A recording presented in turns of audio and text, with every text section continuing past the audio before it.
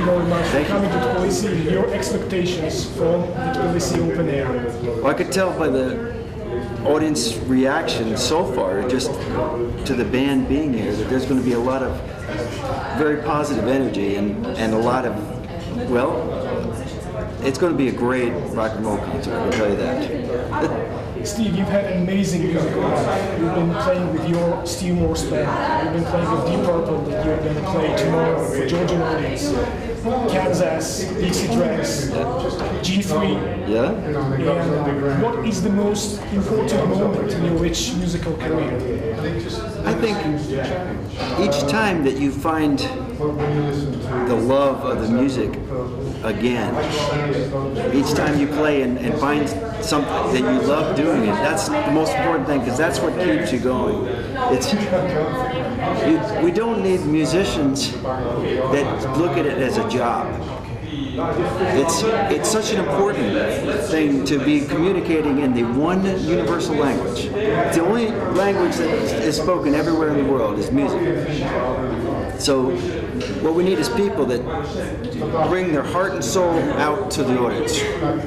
And the most important thing is, what is it that keeps you wanting to do that? That's the most important times. I love when I find a moment in a concert where I'm just, it's like, you know what, this is really fun. You know, I like doing this so much. Yeah. And when you're practicing, you come up with something, hey, I really like that. That's great. It gives you the impetus to keep going, you know?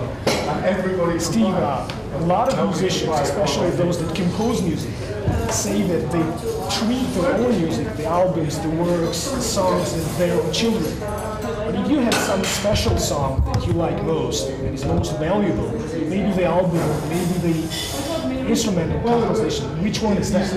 Well, on this album, Above and Beyond was a piece that I worked on musically and brought in. As a composer? Yeah, and I envisioned it being perfect for this album project. And I just thought this would be the perfect band to do it. So that's, in this case, that's the one I had the most to do with. But in general, we write as a group normally. And in fact, I discourage the people from bringing in big pieces. Bring in a little bit so the whole band throws in. That way, it sounds like Deep Purple. Tell us a little bit about G3 experience, playing with Joe Satriani, Steve Vai. You were playing with them. How did you get involved in it?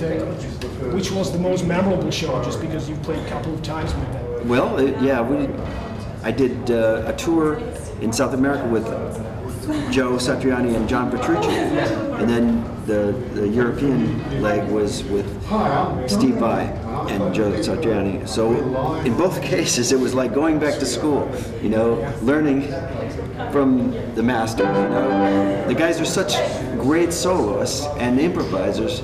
We got to play all together and throw ideas back and forth every night, and it was wonderful to see people that are at this top level and work with them. That's the best part of my job. We have a web discussion forum called Guitars.g, Georgian Guitar Community, and the guys asked the question, is that true, that for a true guitar player to have a signature model guitar and a signature model amplifier is worth more than a record deal? It's a little bit tricky question. Oh, you mean on a business level? No, personally. Oh, personally, I don't know. It depends on how well the product is made and how closely it meets your expectations.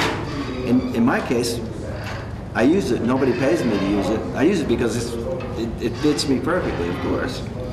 And oddly enough, I know some people that have made signature products where they've made more money doing that than they have with music. You switched from PV to angle, and we see that you have also simplified your guitar in terms of pickups. I think that they have less pickups. Is that just because you were searching for new tones?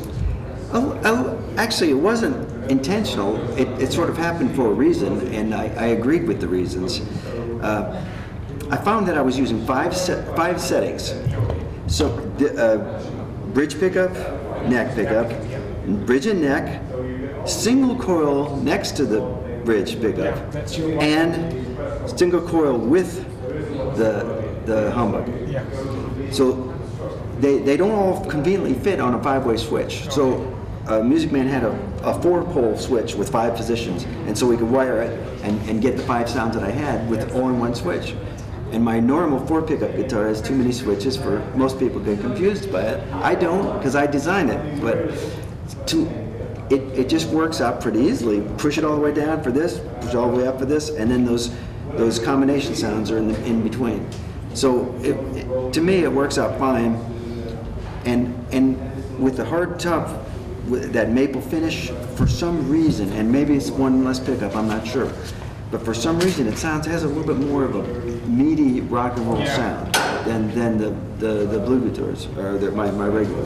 Steve, on YouTube we can see a lot of great players, young players, that do ridiculous stuff on the fretboard, burn the guitar, put any kind of technique that is possibly played on the guitar, like we miss the melody that you've been setting as a standard in the instrumental rock guitar, you, Satriani Vai, the guys of the older generation. So why is there a gap between your generation and the new generation? Probably the biggest reason there's a gap is because it's harder for young people to find experience playing in front of an audience. And it's such a shame. I've got nothing personally against DJs, but these days, when people have a party or a wedding, they often will hire somebody to play CDs. and instead of a band. There used to always be a band. So because of that, and same in clubs, and people are more interested in the interaction of, I want to find somebody and get laid, more than going to hear a band and the whole experience of entertainment. So things are changing. I don't know what the answer is, but a musician that wants to make it is going to have to look at the whole big picture. If you can write well, and you can, especially if you can sing, you're almost guaranteed that you're going to have a career. But you have to be as versatile as possible. Guitar is a very versatile instrument, I think. So don't shut yourself off with styles. For instance, like why would a rock guy say, I'm never playing country stuff, or I hate that stuff, when it's very close. It's like this with rock music, especially modern country is rock music, Of course. And same with classical. You listen to Bach played on electric guitar, but play some of his busy two-handed stuff played with 2 guitars, and it sounds like a metal concert. It's fantastic. It's beautiful music. Don't shut yourself out from different styles. Be as versatile as possible. Learn about the business, and something that I know I'm turning this into a question about how to do your career, but a lot of people, when people are not working, they don't realize that you need to spend 8 hours of every day, whether you're working or not, on your career. That means practicing technical, practicing ear training, practicing soloing, practice writing, learning about the business, learning about equipment, learning, keeping contacts and making contacts. All that put together, 8 hours a day. It means that if you can't put that amount of time in, then the chances are good that you're not going to be able to swim upstream, because the stream is going the wrong way, obviously, because of music.